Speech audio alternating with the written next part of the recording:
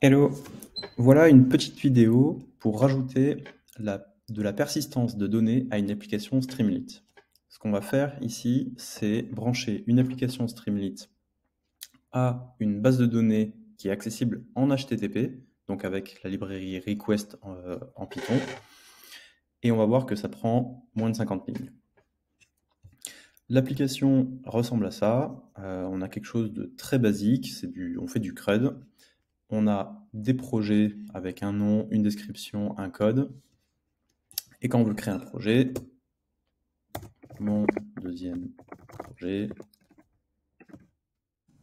description et un code 42. Et ça permet de créer une entrée. Si je rafraîchis, on voit que ça persiste.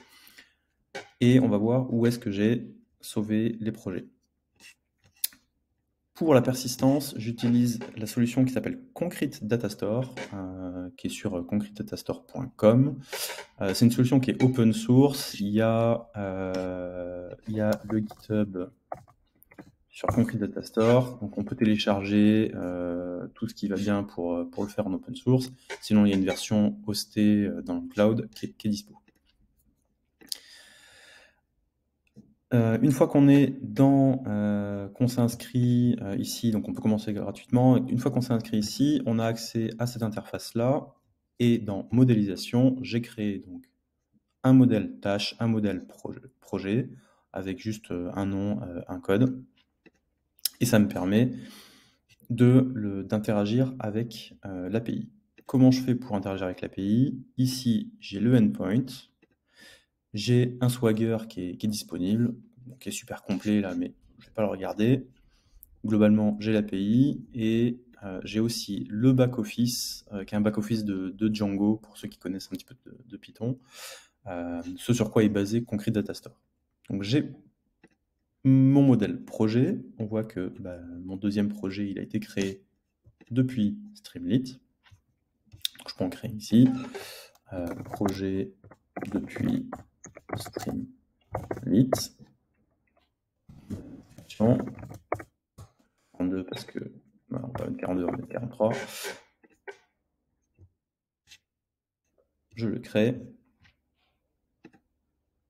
Hop, il est arrivé et on le retrouve dans la base de données. Et donc, depuis cette base-là, comment on fait pour interagir? Deux fonctions, récupération de projet et créer un projet.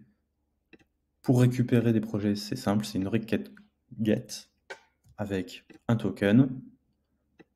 On a la réponse. Là, je le formate pour que ça rentre bien dans l'application Streamlit comme une data frame. Puis, pour créer un projet, on fait un post, quelque chose de super simple. Et l'application, elle tient en même pas 10 lignes, un titre, retrieve project, une data frame, 3 inputs et un bouton pour aller créer une entrée. Voilà, c'est tout, merci.